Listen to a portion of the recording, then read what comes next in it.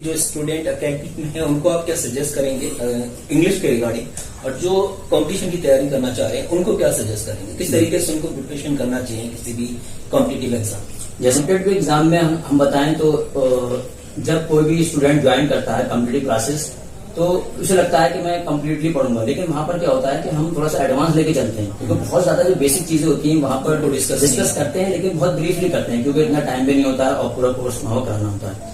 तो competitive students के लिए मेरा एक सजेशन रहेगा कि पहले वो अपने आप को घर पर तैयार करें, ठीक, एटलीस्ट 3 मंथ्स या 6 मंथ्स वो घर पर दें और जो बेसिक है वो स्ट्रॉन्ग कर लें। और मुझे लगता है शायद ये ऐसा कुछ हर सब्जेक्ट में होता है, सिर्फ इंग्लिश में नहीं है, क्योंकि बेसिक आपके अगर स्ट्रॉन्ग हैं तब आप जो है आगे कर सकते हैं। राइट, बिल्कुल बिल्कुल सर। अच्छा, आज के जो इस टॉपिक में हम टोटली डिस्कस जो करेंगे वो एजुकेशन पर करेंगे, तो उससे पहले हम जो एक क्वेश्चन मेरा आपसे रहेगा, what do you mean by the word education? देखिए, एजुकेशन एक वर्ड ऐसा है कि अपने आप में बहुत वास्ट मीनिंग है इसका, ठीक है, और number of definitions are available, बहुत सारी इसकी डेफिनेशन है डिफरेंट, हम थोड़ा ब्रीफ में लेके चलेंगे, टू द पॉइंट बात करेंगे। तो जब आप डिक्शनरी में देखते हैं एजुकेशन की जो डेफिनेशन है तो आपको मिलता है द प्रोसेस ऑफ गिविंग और receiving the instructions, systematic instructions, especially at school, और imparting the knowledge. Imparting the knowledge का मतलब होता है कि नॉलेज को प्रोवाइड करना, नॉलेज को देना। तो वहां पर टीचर्स हैं, मेंटर्स हैं, ट्यूटर्स हैं, वो क्या है, प्रोवाइड करा रहे हैं नॉलेज, और रिसीव कौन कर रहा है, स्टूडेंट्स। तो ये बेसिक फंडा रहता है एजुकेशन का। लेकिन अगर हम जनरल मीनिंग में देखें, जनरल सेंस में देखें, तो एजुकेशन से मतलब एक समझ के भी होता है। जैसे a person can understand what is right, what is wrong, तो हम उसे कह सकते हैं ये बंदा एजुकेटेड है, इसके अंदर समझ अच्छी है, ठीक। ऐसे एक और छोटी डेफिनेशन आती है एजुकेशन के बारे में, एन एनलाइटमेंट, यानी कुछ ऐसा ज्ञान मिल जाना जिससे आप चीजों को, अच्छाइयों को, बुराई को समझ सकते हैं, तो वो भी एजुकेशन के अंतर्गत आता है। अच्छा, एजुकेशन का मतलब ऐसा है कि कोई डिग्री ही हमको लेनी है उसके बाद ही हम एजुकेटेड कहलाएंगे, या डिग्री का मैटर नहीं है? ऐसा कोई आदमी जैसे किसी के पास डिग्री नहीं है और फिर भी वो डिसीजन प्रॉपरली ले पा रहा है, उसके पास समझ है व्हाट इज राइट और व्हाट इज रॉन्ग, तो क्या हम उसको एजुकेटेड बोल सकते हैं? नहीं। देखिए, ऐसा है ना कि हमें सोसाइटी के बेस पर बहुत सारी चीजों को समझना पड़ता है कि इंडिविजुअली मैं या आप बहुत सारी चीजों को नहीं ले सकते। जैसे कि अब यहाँ पर प्रोसेस है, किसी बंदे को जॉब चाहिए, ठीक, किसी कंपनी में जॉब करनी है, कोई किसी को रिसर्च करनी है, तो वहां पर हमारे सोसाइटी में, हमारे पूरे वर्ल्ड में पैरामीटर सेट कर रखे हैं कि वहां पर सर्टिफिकेट चाहिए। तो फिर विदाउट सर्टिफिकेट हम नहीं कह सकते कि यू आर एजुकेटेड। सपोज आप जा रहे हैं कि रिसर्च करने के लिए पीएचडी करनी है और आप बोलें कि मैं बहुत काबिल हूं लेकिन मेरे पास सर्टिफिकेट नहीं है ग्रेजुएशन का, ग्रेजुएशन का, तो वहां पर नहीं सकता, क्योंकि ये हम पैरामीटर सेट किए हुए हैं। लेकिन अगर हम जनरल साइंस में देखें, हम उसको अवॉइड करें, तो बंदा एजुकेटेड वो है जिसको नॉलेज है अच्छी, ठीक, चीजों की अच्छी समझ रखता है, वो एजुकेटेड है। सर्टिफिकेट नहीं उसके पास। इसको मैं एग्जाम्पल देना चाहूंगा, ये बड़ी अच्छी चीज हुई है। मैं भी काफी सोचता था इस चीज को कि अगर कोई बंदा सर्टिफाइड नहीं है किसी स्कूल से, यूनिवर्सिटी से, तो मैं उसे एजुकेटेड मानता हूँ अगर उसके पास समझ है। हाँ, क्योंकि most of the scientist, philosophers कैसे रहे, drop out the school, right, और नॉर्मली वो कभी स्कूल भी नहीं गए, कुछ ऐसे भी रहे हैं, ठीक, जैसे हम जानते हैं, करेंगे आगे डिस्कस। और आज के टाइम में बड़ी अच्छी चीज है, मैं आपको बता दूं, गूगल एक ऐसी कंपनी है जो डायरेक्टली जो है एक्सपर्ट बंदे को रिकमेंड करती है, चाहे उसके पास सर्टिफिकेट हो या ना हो। तो ये चीज ये एप्लीकेबल हो चुकी है। तो अब ये सोसाइटी भी इस चीज को समझ रही है, हमारी जो दुनिया, हमारा वर्ल्ड है, संसार है, वो भी इसको समझ रहा है कि हमें किसी भी पर्टिकुलर फील्ड में एक्सपर्ट चाहिए, ना कि ओनली हैविंग अ सर्टिफिकेट। एक एग्जांपल और दूं मैं आपको, स्पोकन इंग्लिश का। जैसे मैं इस फील्ड से हूं, तो मैं स्पोकन इंग्लिश सिखाता हूं, तो अक्सर बच्चे कहते हैं सर सर्टिफिकेट मिलेगा, तो मैं कहता हूँ कि सर्टिफिकेट मिलेगा, मैं दे दूंगा आपको सर्टिफिकेट। जब इंटरव्यू होगा तो आप सर्टिफिकेट ही देना, आप हिंदी में बोलना सर मैं इंग्लिश बोल सकता हूँ, मुझे नॉलेज बहुत है, ये रहा सर्टिफिकेट, तो you will not be selected. Reason is that then I say them, you are the certificate of yourself. If you know how to speak in English, you are the certificate of yourself. आप prove करोगे ना कि मैं certificate में English बोल पा रहा हूँ, तो ये अपने आप में सर्टिफिकेशन आता है। तो बहुत जगहों पर सर्टिफिकेशन की जरूरत नहीं होती है। हाँ, आज के समय जैसे आईटी सेक्टर में अगर हम चले जाएं, तो आईटी सेक्टर में वहां पर सर्टिफिकेट की रिक्वायरमेंट नहीं है। आपको लाइव देखा जाएगा कि आप करके बताएं, कोडिंग करें, अगर आप कोडिंग कर पा रहे हैं तो आप सिलेक्टेड हो जाएंगे। तो ये चीज हर जगह इम्प्लीमेंट हो रही है। अच्छा, नेक्स्ट क्वेश्चन आपसे मिला रहेगा, what do you think about the teaching profession? देखिए, लास्ट 10 ईयर से आप इस टीचिंग प्रोफेशन में है, तो आप स्पेशली इसके बारे में क्या समझते हैं? क्यों आए आप टीचिंग प्रोफेशन में? टीचिंग प्रोफेशन को मैं बहुत अच्छा मानता हूँ, और मैं ही नहीं, मोस्ट ऑफ द पीपल ये एक्सेप्ट करते हैं कि teaching is a very noble profession. बाकी में नोबल है, बहुत ऑनरेबल है, लोग रेस्पेक्ट करते हैं, और एक तरीके से जब हम टीचिंग कर रहे थे तो हम ऐसा समझ रहे थे we are the nation builder, हम राष्ट्र बना रहे हैं, क्योंकि हम लोग जो स्टूडेंट्स को पढ़ाते हैं वही आगे चल के क्या है राष्ट्र बनाते हैं। तो कहीं ना कहीं टीचर्स का योगदान होता है और टीचरों को कहा भी जाता है नेशन बिल्डर कहा जाता है उसे। यहाँ पर मैं आपको ये उदाहरण देना चाहूंगा, एक टीचर को जो है ना एक कुम्हार की तरह होना चाहिए।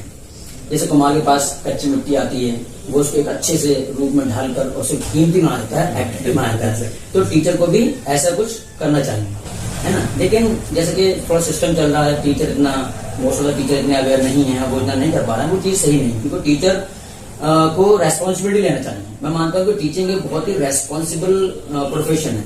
इसमें आप सिर्फ काम नहीं कर सकते कि बच्चों को चीज क्वेश्चन याद करा दिया और वो पास हो गए, ऐसा चलता रहता है। लेकिन वो कहीं ना कहीं जाके बच्चे जो हैं स्टूडेंट्स आगे कहीं ना कहीं फेल रहते हैं और वो लाइफ में कुछ कर नहीं पाते, मुश्किल हो जाता है। टीचर को सीरियसली इस प्रोफेशन में लेना चाहिए, एक रेस्पॉन्सिबिलिटी जिम्मेदारी है कि कहीं ना कहीं बच्चों को हम कुछ बनाने जा रहे हैं, उनका भविष्य बनाने जा रहे हैं। टीचिंग प्रोफेशन की बात आपने कही, बहुत अच्छा लगा। अच्छा, एक क्वेश्चन मेरे माइंड में आता है, जैसे कुछ लोग न चाहते हुए भी टीचिंग प्रोफेशन में आ जाते हैं और उसके बाद उनका जो आउटपुट होता है वो नहीं दे पाते जैसे आपसे देना चाहिए, और कुछ ऐसे हैं जो बाई चांस आते हैं।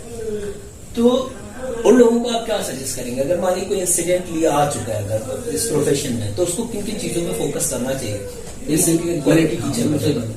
ये आपने बिल्कुल सही पॉइंट उठाया यहाँ पर। ये टीचिंग में काफी फेमस और कॉमन चीज है कि most of the teachers choose teaching profession by an accident.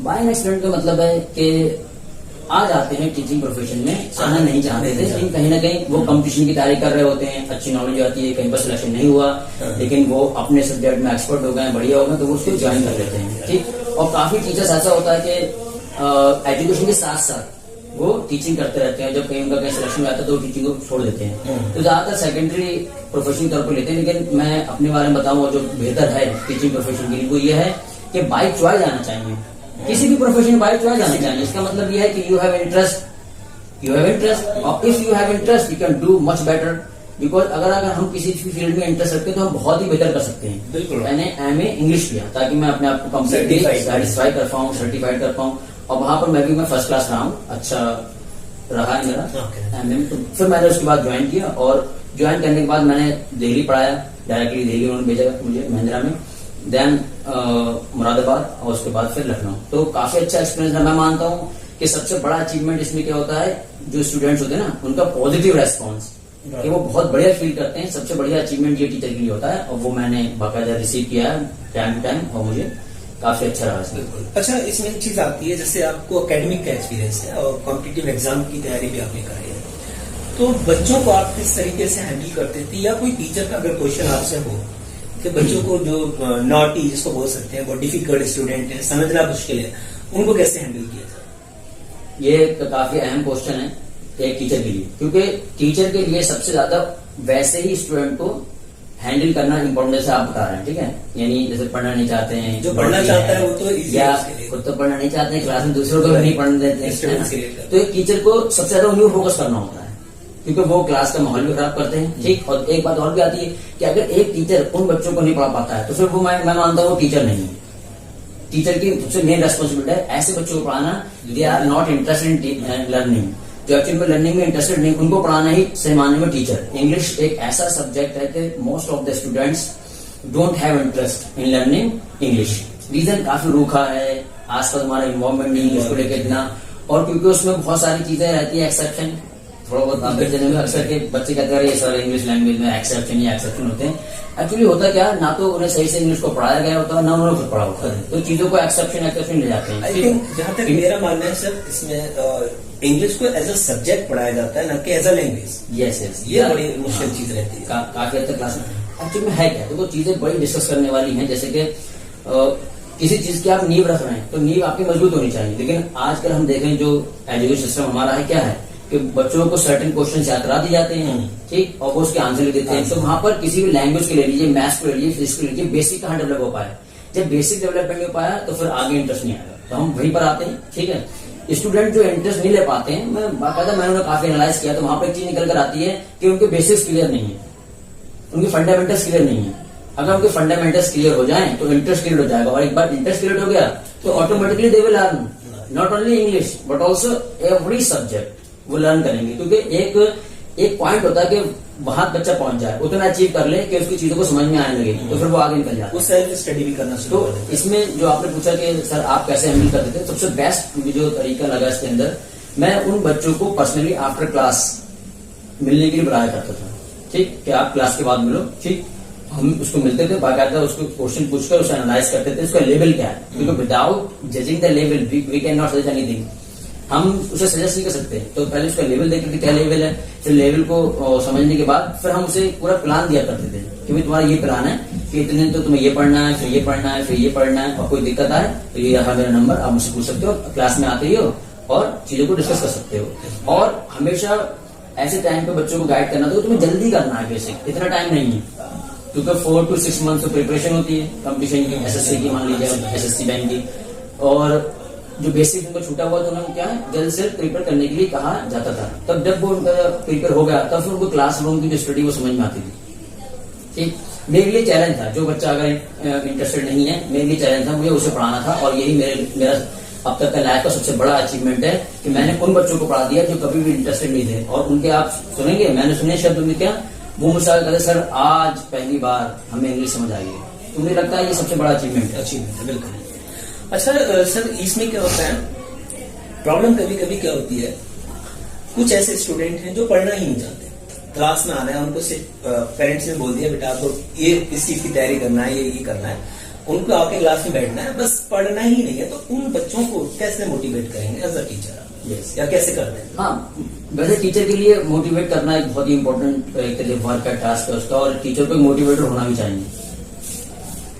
अपना अपना तरीका होता है। मेरा तरीका क्या था, मैं सिस्टमैटिक और लॉजिकल और इमोशनल दोनों को तरीके से बच्चों को मोटिवेट करता था, क्योंकि मुझे लगता है कई बार हमसे भी नहीं सकते कि तुम्हें पैसा कमाना है, जॉब चाहिए, तो कई बार जॉब भी नहीं अटेंड करती है, माँ बाप के कहने पर आ गए, है ना। तो मैं दोनों चीज लेके चलता था कि भाई लाइफ में कुछ करना है नहीं करना है। ठीक, तो सबसे पहले मैं उनका पर्पस पूछता था। अगर किसी का पर्पस नहीं है तो यकीन मानिए वो कुछ भी नहीं कर सकता लाइफ में, सिर्फ टीचिंग में नहीं, कहीं कुछ कर नहीं सकता, क्योंकि विदाउट पर्पस ना हम अपने काम को इफेक्टिवली कर ही नहीं सकते। पर्पस होना बहुत जरूरी है लाइफ का। तो अगर पर्पस नहीं तो मैं उनसे कहता बेटा पर्पस बनाओ, गोल बनाओ, बहुत जरूरी है, एम सेट करो। उसको बनाना कैसे होगा, क्योंकि इफेक्टिवनेस नहीं आती काम करने में। काफी ज्यादातर स्टूडेंट एक दूसरे को देखकर ज्वाइन करते थे, भाई दोस्त ने ज्वाइन कर लिया मैं भी कर लूँ, इसके लिए जाएंगे मेरी लग जाएगी, है ना, या पेरेंट्स से कहने पे। तो मैं उनसे कहता था ये बात कि देखिए आपने पेरेंट्स के कहने पर ज्वाइन कर लिया है, ठीक, आपका कोई पर्पज नहीं है, लेकिन आपके पेरेंट्स का पर्पज है, उनका ड्रीम है। क्या तुम अपने माँ बाप का ड्रीम तोड़ना चाहते हो? क्या आप नहीं चाहते कि उनका ड्रीम अचीव हो? उन्होंने पैसा खर्च करके और बहुत ही उम्मीद करके तुम्हें यहाँ भेजा है, तो तुम पढ़ना नहीं चाहते हो क्या? तो कहीं ना कहीं मैं उन्हें पेरेंट्स का एक तरीके से रेफरेंस देकर, ठीक, हाँ, और मैंने पूछा था कि भाई तुम फैमिली में बड़े हो छोटे हो, तो अगर बड़ा है फैमिली में तो मैंने कहा भाई अगर तुम करके दिखाओगे तो छोटे भी करके दिखाएंगे, ठीक है। और अगर वो फैमिली में छोटा है तो मैं कहता था कि छोटा तुम करके दिखा दोगे तो बड़े भी हैरान हो जाएंगे कि भाई छोटे ने करके दिखाया।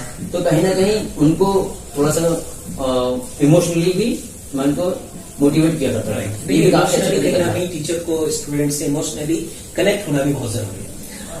बाकी क्वेश्चन हम नेक्स्ट वीडियो में डिस्कस करेंगे, और तब तक के लिए हम ब्रेक लेते हैं।